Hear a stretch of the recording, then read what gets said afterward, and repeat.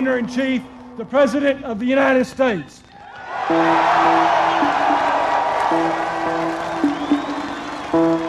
America sees itself as a no-nonsense place where solid values are instilled in the people by rational leaders. This series looks at what happens when the leaders turn to crazy ideas. We had a master sergeant that could stop the heart of a goat. What, just by looking at it? Just by wanting the goat's heart to stop. And did the goat's heart stop? He did it at least once. I want them to want to get out of there. To want to get out of the cage? Yes.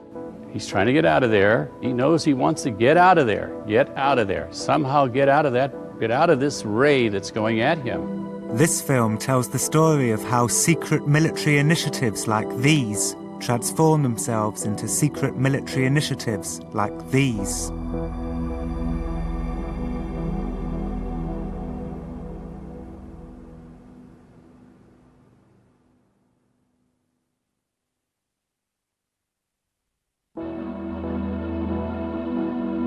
When the Abu Ghraib torture photographs leaked out into the world, Donald Rumsfeld flew to the jail to explain that they were basically holiday snaps taken by a few bad apples with no support from on high.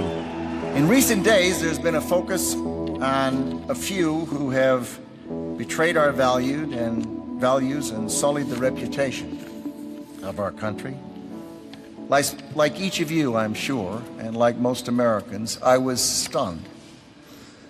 It was a body blow.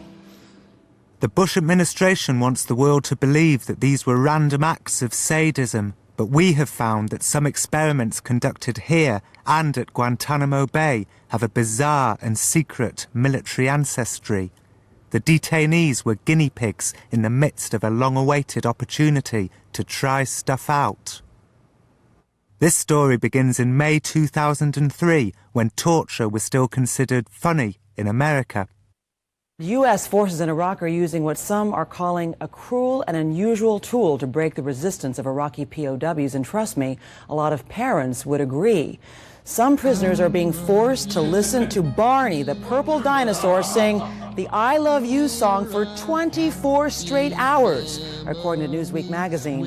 One U.S. operative told Newsweek that he listened to Barney for 45 minutes straight and never wants to go through that again. 4 minutes past there. Katie, sing it with me. No.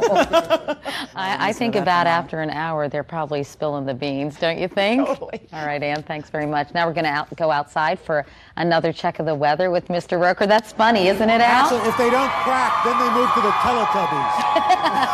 And that just crushes them like a bug. Sunny day, sweeping the clouds away. On my way to where the air is sweet. Can you tell me how to get to Sesame Street? Sort of like that. It must be a little bewildering for you to hear that these songs of yours are being used somehow in cargo containers in Iraq. Well, it's not what we expected when we wrote them, let's put it that way. But the story claimed that a PSYOPs army company was using the theme from Barney and Sesame Street music and Metallica music, I believe, Enter Sandman, I think was mentioned, to play to prisoners. And a sergeant claimed that due to the cultural differences, and that's what he said, not me, that prisoners would crack when they heard this music after a while, and I guess started spewing all kinds of information. And my first reaction is, oh my gosh, is my music really that bad? And I was kind of horrified by it, to be honest. And do you think the prisoners, as well as giving away vital information, are learning new letters and numbers? Well, wouldn't that be an incredible double win? The way we do Sesame Street and Between the Lines is that we have educational researchers who really test whether these songs and other things we write are working, whether the kids are learning. And one year they asked me to write a song to explain what a mountain is. And I wrote a really silly yodeling song about what a mountain was. And 40% of the kids had known what a mountain was before they heard the song. And after they heard the song, only about 26% knew what a mountain was. So I figure if I have the power to suck information out of people's brains by writing these songs, maybe that's something that could be useful to the CIA for brainwashing techniques. Ja, ja, das is a mountain, part of the ground that sticks way up high. I don't remember what comes after that, but that's all they needed. You don't know what a mountain is now, right? It's gone. I hoped Christopher might solve the mystery of how his music came to be blasted at Iraqi prisoners, but he didn't know. In fact, he had his own, somewhat different questions. Well, I don't even know what rate applies. That's what It would be a money machine. I know, that's what I'm thinking. Nobody's I mean, I could be helping my country, we could be helping our country, and kind of cleaning up at the same time. What rate would even apply? I don't know. Let's say that it was a public performance. How do you pay for that? I never did confessionals before. I don't know. But 720 cents an hour. That would be $7.20 an hour. right. So So $70 a day for... that's only in one interrogation room, however. That's one right? room, you know. You Yeah. have a dozen rooms working, you're talking money. 24 hours a day? No, that's too high. But if I were negotiating for ASCAP, I would say it was come in the category of a theme rate, where there's so much repetition of the same piece. Right. So interrogation rooms would be an extension. A new category. Right. And I think it's about time that we go.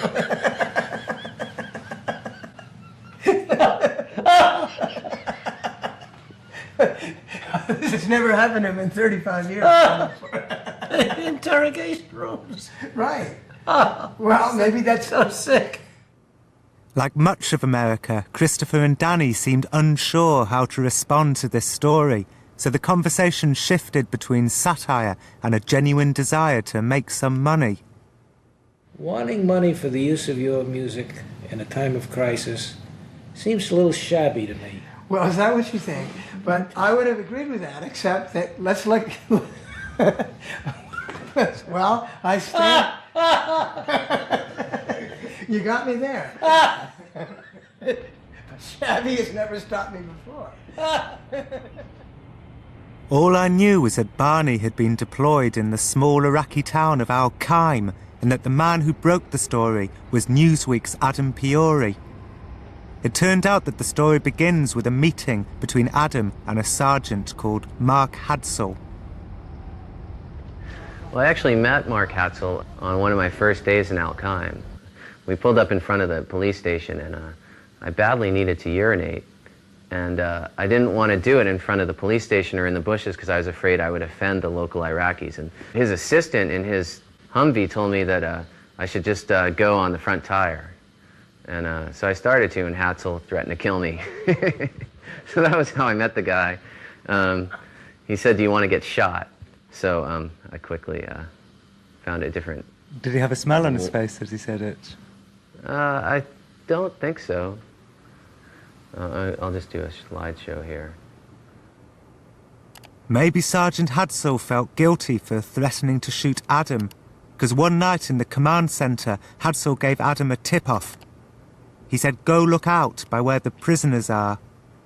And I went over, and there was a Connex shipping container, and there was a young soldier standing with a really bright light that he was flashing on and off into the shipping container. It was night. Really bright light that he was flashing into the shipping container, and they were blasting Metallica. And, you know, I'm sure it was reverberating around inside this metal container and driving whoever was in there crazy. And how loud was it? It sounded pretty loud to me. I don't know. But it wasn't, I mean, I could hear this soldier, you know, when he told me I needed to go away. Adam called Newsweek and pitched them a number of stories. Their favourite was the Metallica one. They wanted a complete playlist. Adam asked around while his photographer took these pictures of the shipping containers where the music was blasted at the detainees. These photographs have never been seen before. Newsweek didn't print them because it was a funny story. It turns out that the prisoners here were blasted with Metallica, Barney, Sesame Street, the soundtrack to the movie Triple X, and a band called Matchbox 20. I was told to write it sort of as a humorous type thing. They called the Barney people for a comment, and they got put on hold. And the last line in the article was, it broke us too, because they were playing the Barney I Love You song. And then I discovered that similar techniques were also being used on prisoners at Guantanamo Bay in Cuba. One of the victims was a Mancunian called Jamal Al-Harith. There'll be times I'd be thinking, you know, what's happening? I'm from Manchester, I'm a nobody, why am I here? But, you know, that's not the sort of thing you dwell on. You just learn to take the day and to handle it. And then Jamal told me the details of his own musical bombardment, and the details were so unexpected, it was almost impossible to know what to think of them. Jamal says he wasn't in Afghanistan to fight. He was sightseeing, but the Taliban threw him in jail thinking he was a British spy, and then the Americans picked him up thinking he was an Al-Qaeda spy, and the next thing he knew, he was in shackles and on his way to Guantanamo Bay, where he remained for the next 2 years. They would have the noises that they were using. Noises? Yeah, just like what I would describe as industrial noises and screeches and bangs and just playing it loud over when you're in the interrogation block. Compressed gas going through, you just hear all sorts of things, jumbled noises. The Americans interrogated Jamal for 15 hours a day. They mistook his innocence for a steely unwillingness to crack. They were getting angrier with Jamal, but instead of beating him like they sometimes did, they did something extraordinary. It began with them putting a ghetto blaster in his interrogation room. What did they play you? Fleetwood Mac, but it wasn't the Fleetwood Mac. They had a bunch of girls singing the exact same songs. But so an all-girl Fleetwood Mac cover? It sounded a bit like that, yeah. Yeah, just said, oh, I think you might like this or whatever. Put the CD on, then when it finished, you put on another one, he put on Matchbox 20. This was different to the screeching and the industrial noises and the blasting of Barney and Al-Qaim.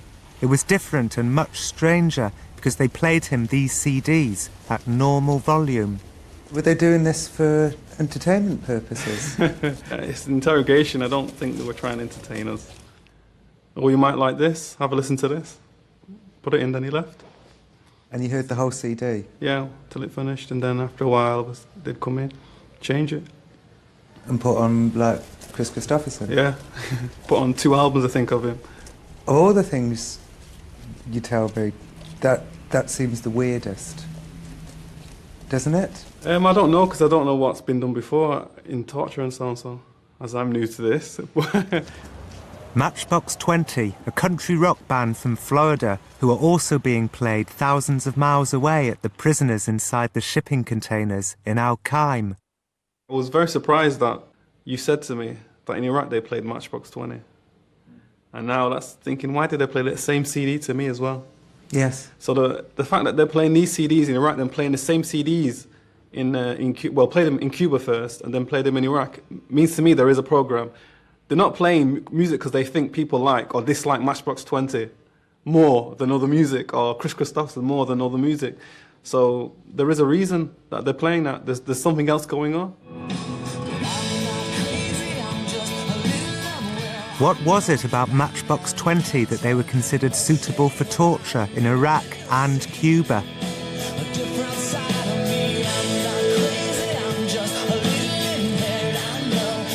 It's a nice repeating hook, yeah? Okay, I'll talk.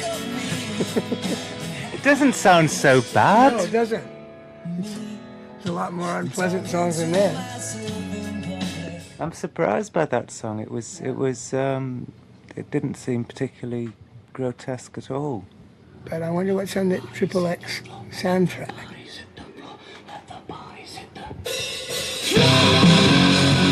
This is more like... This I understood. It was visceral and alien. You know, they put together a CD before they left. The PSYOPs people where I was, up in Al-Qaim, they put together a CD of songs they thought would be particularly effective. In North Carolina? In Fort Bragg? Yeah, I was told the speakers are especially tinny, you know, so it's just that much more annoying. You know what they're trying to break you as a person. That's, you know, clear 100%. You don't think about how deep the rabbit hole goes. But you know it is deep. You know it is deep. After 6 months of tense and delicate negotiations with the Pentagon, I was finally allowed to see PSYOP's CD collection. And behind me is a selection of some regional music that's particular to the Middle East area of the world. We want them to listen to what we have to say. Mm-hmm. And the music, as you heard earlier, is a big draw for our radio broadcast. You've got some Western stuff as well as the Arabic stuff. You've got Avril Lavigne and Norah Jones. What would these be used for? I don't really want to go into that necessarily as far as particular locations. This is the US Army's Psychological Operations headquarters. It's the unit that blasted the Iraqi prisoners with Barney and Matchbox 20. So whose job is it to choose which music? That's the responsibility of the PSYOP specialist, working in conjunction with the analyst. PSYOPs are the US Army's multimedia propaganda department. They print leaflets and make radio shows to convince the enemy to cooperate, and the CDs are supposed to just provide musical interludes between the propaganda messages. I remember one time we had some of the local Afghan guards who stopped at our gate, and they were kind of unsure of whether they were supposed to be there or not, but he kept handing us slips of paper with writing on it, and after we took it back to some folks that could read Dari, there was nothing more than song requests. So why are PSYOPs also using their CDs to torture people in amusing and surprising ways? It wasn't their job. They showed me their TV studios and their archive library with videos labelled Guantanamo Bay. PSYOPs aren't supposed to be torturers, they're supposed to basically be leafleters.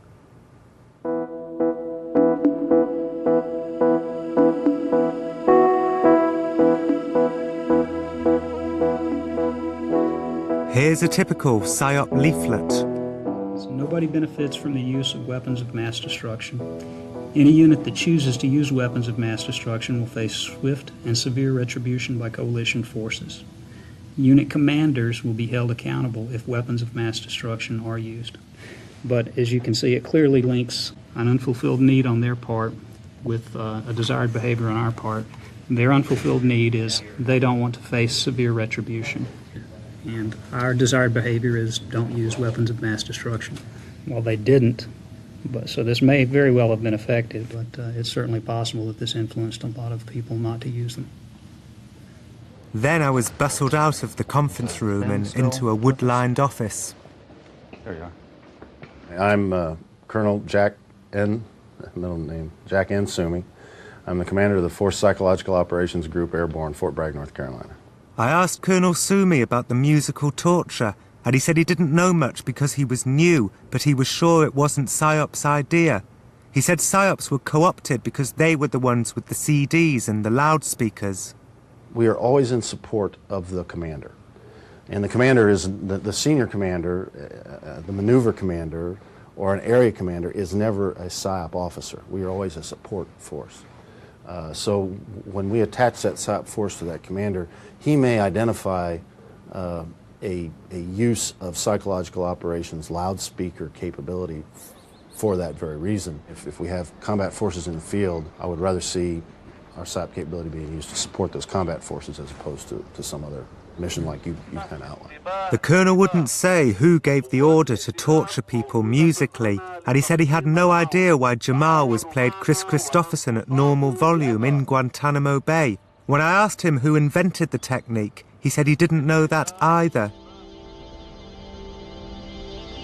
But after 3 years of research into the history of these experiments, I think I have pinpointed the culprit in the hills above San Francisco.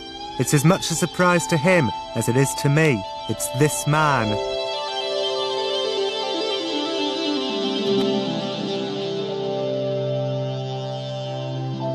Little sounds that just kind of go right through the center of the brain. So I am relaxed. free flow of ideas come to me now. I enjoy being creative. And then we'd mix that down so I enjoy being creative. I am relaxed. In the late 1970s, Stephen got a covert and entirely out-of-the-blue visit from a lieutenant colonel. He said he thought Stephen's music might bring about world peace, but Stephen was paranoid about the whole thing. Would this be a question of aiding and abetting the, quote, enemy? And on a larger level, though, it's for my country. Another level, it's for the world. And world peace, you know, it's hard to be against world peace. So your initial thought was, you know, this man is from... to be used in the wrong way. The lieutenant colonel cross-questioned Stephen about the psychic power of music. But beyond some vague talk about world peace, the lieutenant colonel, who said his name was Jim, didn't give much away about his intentions. Did Jim tell you what he wanted to do with this information? Oh, no. Did you say to Jim, I'm paranoid that you've just approached me, you're a military person who I don't know? I probably joked a little something about that. And that was when he said, feel my energy. And, you know, just, you know, look in my eyes and just feel. I mean, did he say that? You know not to be paranoid with me because you can feel my energy? There was something along those lines. And so, although the whole thing was weird and unexpected, Stephen was left with a good feeling about the lieutenant colonel called Jim. Once or twice over the last 15 years, his name came up, and we wondered whatever happened to that. Who was the lieutenant colonel called Jim? And how did this turn into this?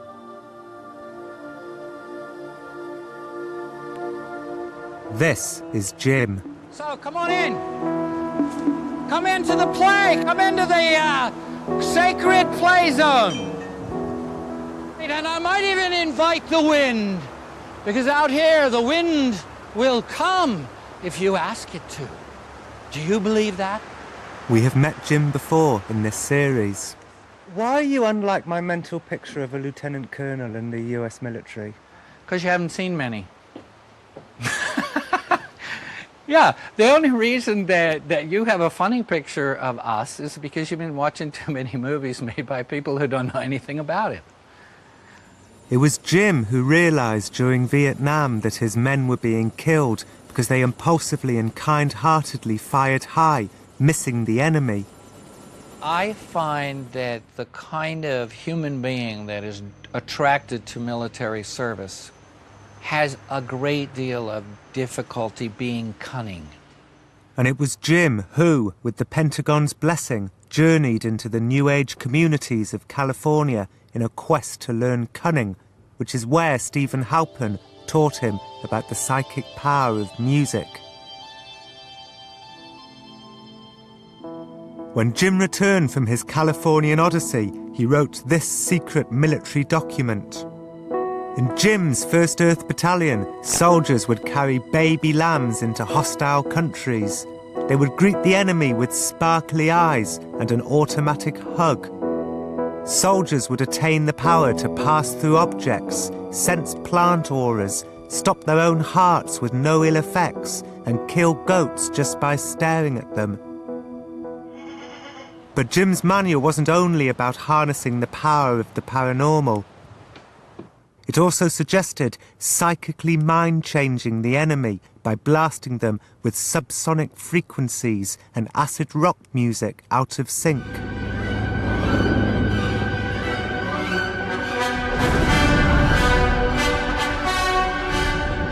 Before Jim came along, military music was all about pageantry and energizing the troops. In Vietnam, soldiers blasted themselves with music to put them in the mood for battle. But the idea of the military using music to psychically mind-change the enemy, that was Jim's idea.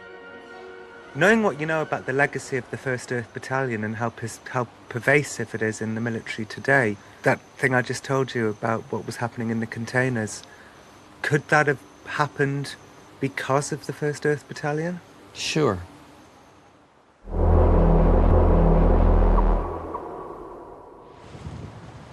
I wanted to know exactly how Jim's ideas, and ideas in general, float throughout the US Army until they become something like policy. Jim says it's rarely as simple as a commander giving an order. It's more like folklore, he says, or mythology. Mythology has its power as a seed crystal.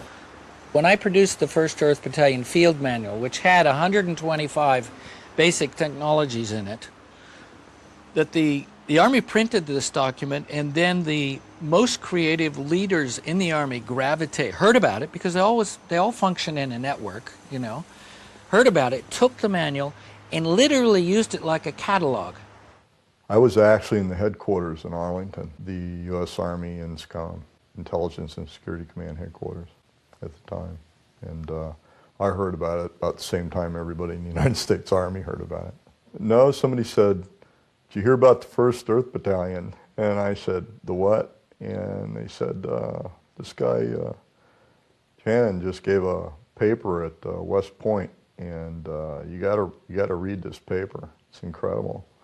And I read it, and it just touched me. And I think it touched everybody that read it. That's what the 1st Earth Battalion actually did, is give the rest of the Army Officer Corps and scientists the chance to think the unthinkable, meaning get out of the box, and then get out of the box, and then get out of the box. It affected a lot of the command structure. And so a lot of people started thinking, particularly in the special ops area. At Fort Bragg? Yeah, well, at Fort Bragg and special forces type units. How could we apply this? Jim's most fruitful idea was that Army scientists should journey to the wildest corners of their imaginations, be unafraid of seeming harebrained and half-baked in their pursuit of a new kind of weapon, something cunning and big-hearted and non-lethal. Colonel John Alexander, as a function of being a member of the 1st Earth Battalion, introduced Los Alamos National Laboratories to the whole notion of non-lethal weapons. And now it's gone, you know, that spectrum of tools is just increasing by the day. We have an intruder. This is what we'll do. We'll net them.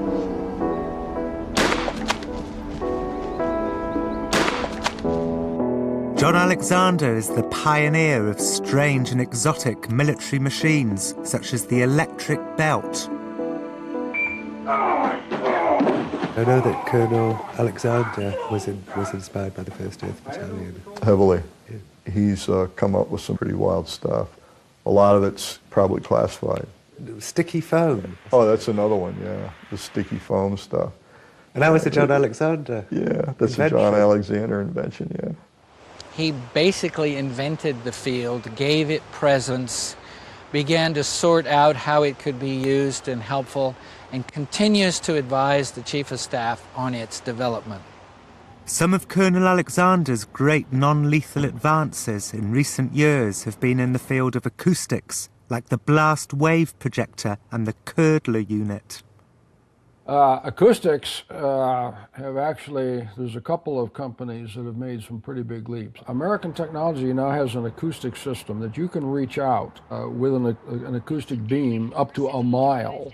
As you get in, there is a switch, they can turn it up, and the power level gets extremely intense.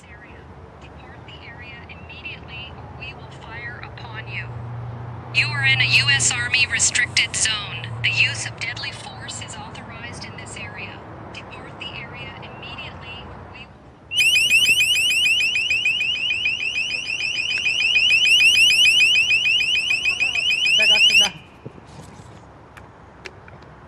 Jesus, Carl, that's horrible. There's a similar military machine in development called the active denial system, which blasts a long-range energy beam instead of a piercing sound. Having been zapped by one of the prototypes, I can say it's a one-term learning experience. It hurts a lot. Back in the 1980s and early 90s, the problem for fans of Jim's ideas was that there was nobody suitably wicked out there to test them out on. The The Cold War was over, and these were the fallow years, so they had to test them out on each other instead. But then a golden opportunity arose in the form of a congregation of somewhat whacked-out Seventh-day Adventists, whose leader, David Koresh, was selling weapons illegally, and so the government went in.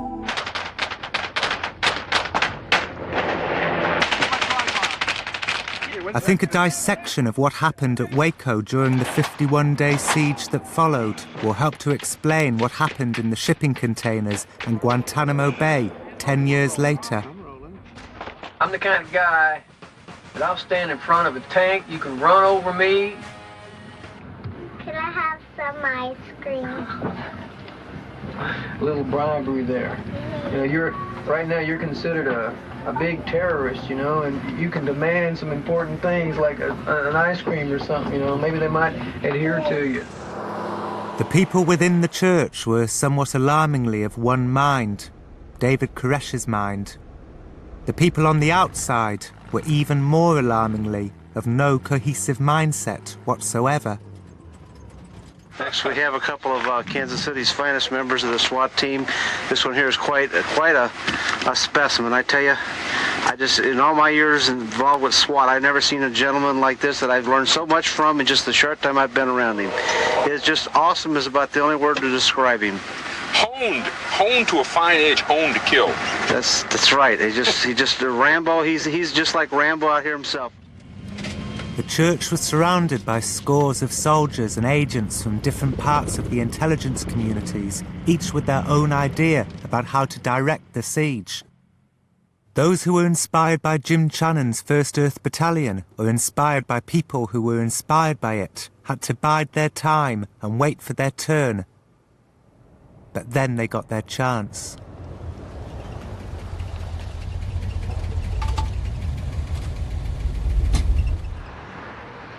They would do things like play sound tapes of rabbits being slaughtered or Nancy Sinatra singing songs, and then they would bring out lights at night, and not that Nancy Sinatra always was that bad, but the ones that she had kept. The point was this: they were trying to have sleep disturbance, and they were trying to take somebody that they viewed to be unstable to start with, and then they were trying to drive him crazy, and then they get mad because he does something that they think is irrational.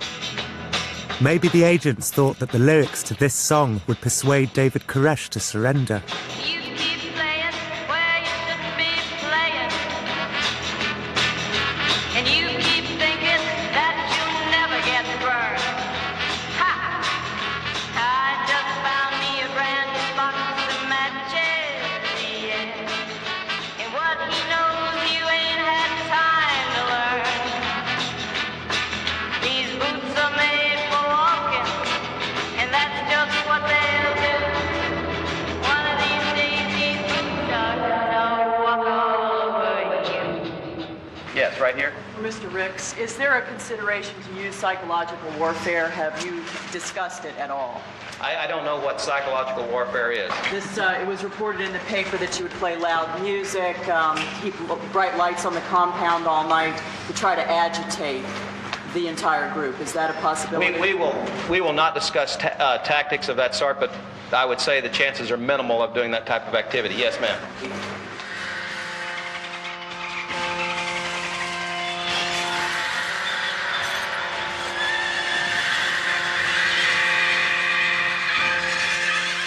There were the sounds of dying rabbits, dentist drills, helicopter rotor blades, and sirens.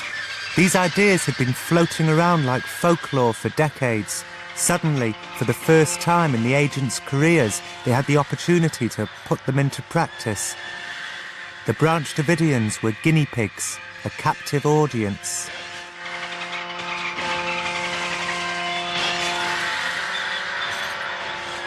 Everyone thought this was all just about sleep deprivation, but I'm not so sure. About 50,000 volts, about 26 watts. It's the first non-lethal device that we've seen that's truly incapacitating. It's as close to incapacitating as anything we've ever seen. This is Commander Sid Heal. He's great friends with the 1st Earth Battalion's Colonel Alexander and calls him his mentor. After the Colonel, Sid is America's leading exponent of exotic, non-lethal technologies. Sid doesn't believe that the various incidents of musical torture we've looked at are about something as banal as sleep deprivation. I mean, sleep deprivation may be part of it, but there's easier ways of doing sleep deprivation than going to all those great lengths. And so as a result of that, my guess is, just from what you're describing, is that it's got some deeper hidden effect. And there was a young soldier standing with a really bright light that he was flashing on and off into the shipping container. It was night, really bright light that he was flashing into the shipping container. Sid Hill thought about Barney for a while, the flashing lights, the repetitive music, and then he said he thought he had the answer. He said it must have been the fabled Booker effect. Back in the 1950s, when helicopters were crashing for no apparent reason, he was assigned to find out, hey, what's going on? The pilots that were surviving were describing feelings of nausea and dizziness and vertigo just before they lost control of the helicopter. What Dr. Buca found out was that the rotor blades were strobing sunlight. And when it reached approximation of human brainwave frequency, which is roughly 0.3 to 30 hertz, it was interfering with the brain's ability to send correct responses to the rest of the body. Sid says that for years military scientists have tried to find a way of replicating the feelings of debilitating nausea suffered by the helicopter pilots in the late 1950s. The quest for the Booker effect, Sid says, is the holy grail of the non-lethal world.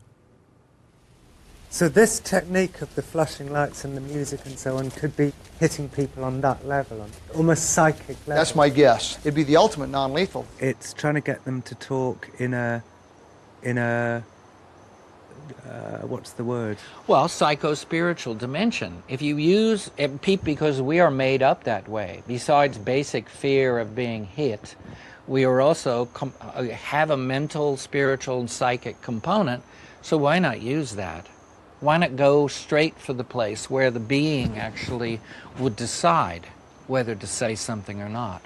The problem historically has been is that the threshold between being permanently disabling and effective has been so narrow. For one thing is that any type of a non-lethal weapon that would force compliance as far as interrogation wouldn't be appealing to us at all because it wouldn't be used in court.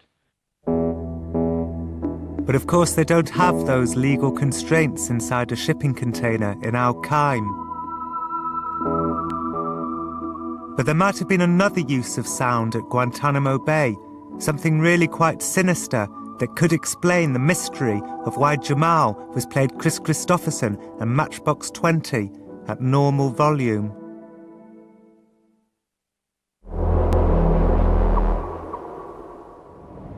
One of the great conspiracy theories is that governments try to control the minds of the people with subliminal, inaudible sounds.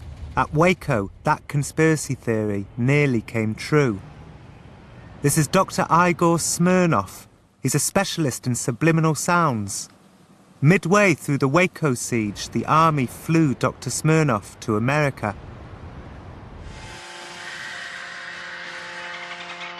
They wanted the doctor to add subliminal messages to the musical bombardment. The idea was to have the voice of God subliminally order David Koresh to surrender. Charlton Heston was going to play the voice of God, and it would have happened, except the army wanted Dr. Smirnov to take full responsibility if anything went wrong. The doctor refused this, and that was that. In the end, this is how the Waco siege was resolved. So I am relaxed. Free flow of ideas come to me now. I enjoy being creative. And then we'd mix that down so I enjoy being creative. I am relaxed. And Stephen was demonstrating the power of subliminal sounds there. He was whispering for the purposes of demonstration because you can't hear actual subliminal sounds. Stephen told Jim Channon about the power of these sounds during Jim's late 70s Californian Odyssey. He says evangelical churches frequently use them with great success. they lace a series of subliminals saying you will give more money to the donations. In evangelical churches? Oh, yes, yes. And what, they blast it during the hymns? Yes. So again, you need something as a carrier wave so that people don't hear it. But when people are singing, or when there's some pre-recorded music, when the people are walking in, so often nowadays that may not be the choir, it's just a CD that's being played. Well, if that has also mixed underneath it suggestions to give more generously, voila, the proof is in the pudding. The proof is in the fact that the donations were increased. We hear stories that there's research in military circles, but I'm not privy to that. Could this explain why Jamal was played Chris Christopherson at normal volume? Were subliminal sounds being played underneath, influencing Jamal to confess? Colonel Alexander says there isn't a chance that subliminal sounds are being used in Guantanamo Bay. He says my producer John Sargent and I are basically crazy for even suggesting it. Sounds like pixie dust to me. What's pixie dust? Magic stuff you sprinkle out and do whatever you want with it. Just, I mean, if you think about it, it makes no sense. I mean, the problem, again, with acoustics is propagation. We know how sound dissipates. It follows very specific physical laws. But how do you do that without affecting us? Anybody who's out there would hear it. Colonel Alexander said we were nuts to think that the army would even contemplate using subliminal sounds. As I'm telling you, it is not something that was brought up or addressed, and we covered the waterfront as far as, technologies. And the whole CT or conspiracy theory thing, you'll find a host of these things about how we're, warping their brains and monitoring people and da-da-da-da and all that. And it's just nonsense. We left the Colonel's house feeling suitably chastised, like crazy conspiracy theorists for thinking that the army was using subliminal sounds. And then we found this leaked military document listing the current advancements in non-lethal technologies. And buried away in it, almost subliminally, was this.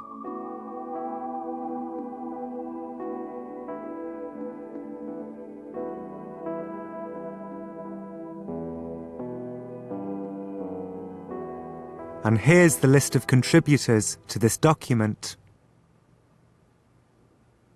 When I asked Colonel Alexander to explain this, he said it wasn't his fault if some of his fellow contributors included nutty stuff like subliminal sounds in this secret military document. But how do you do that without affecting us? Anybody who's out there would hear it. This struck me at the time as an unassailable argument. Of course it couldn't work. The sound operator would be influenced too. The thing is, I now realised, if subliminal messages had been used against Jamal, there was a clue in Jamal's account, a clue which suggested that the military had craftily solved this vexing problem. Here's the clue. Or you might like this. Have a listen to this. Put it in, then he left. You're definitely on the dark side. I don't think anybody went to that lengths of being able to set up that elaborate of a system without some ultimate scheme in mind. We don't experiment on each other, not in our culture. My conversation with Sid Heal took place just a few weeks before these photographs leaked out into the world. So is Abu Ghraib, like Waco, an experimental interrogation lab teeming with ideas?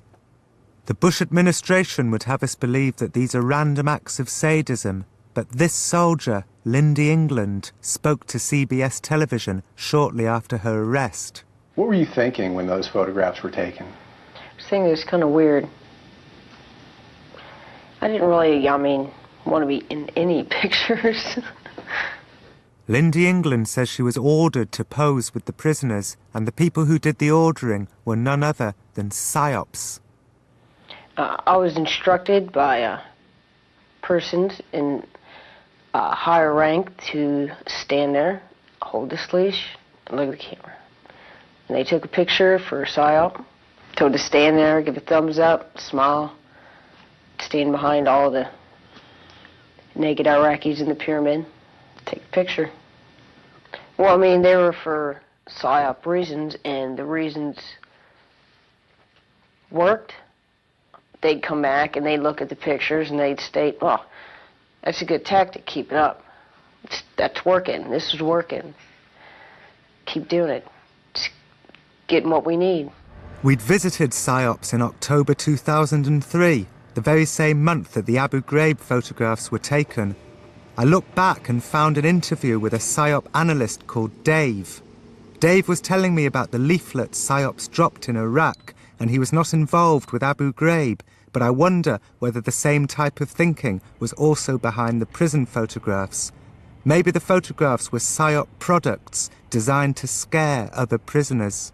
We think about what impact they will have from the perspective of Iraqis. You know, how would an Iraqi react to this, not how an American would react to this. Sure.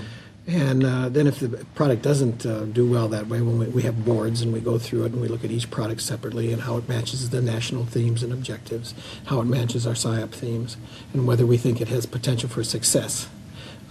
Then if it passes all our muster, then we'll produce it either here or forward, depending on the situation. It's not like selling Coke, because a lot of times what you're doing here is trying to sell someone something they might not want in their hearts, but know that they have to do in order to survive. So it causes ambiguity and problems. It's like selling someone vitamin D to drink, you know, or something they don't really want, but think they might need to survive. The musical torture inspired by Jim Channon seemed at odds with Jim's humanist and peace-loving 1st Earth Battalion manual. And when I first mentioned the Barney torture to Jim, his response was characteristically sweet-natured. He sighed and said how lovely children's music was. I'm actually quite pleased to hear that. If, as a function of lightening the environment and giving these people some comfort, they would more readily explain where their forces were positioned and shorten the war, damn good. I think Jim was imagining something more like a creche than a shipping container in the desert heat. So I persevered. I told him exactly how his ideas were being interpreted, but Jim seemed to be in denial, like a grandparent who wouldn't countenance the idea that his grandchildren would ever misbehave. But I guess if they played them the Sesame Street song once or twice, then that's lightening and comforting. But if they play it sort of 50,000 times in a row, that's more torturous. I'm not a psychologist.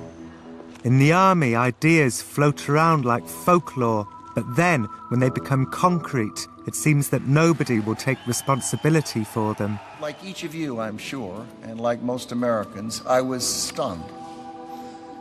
It was a body blow. The army is supposed to have a logical chain of command, but if crazy ideas like mind control float around like folklore, nobody is accountable when they are put into practice, and so soldiers end up doing whatever they want. In next week's film, we see just how lethal these crazy ideas can get.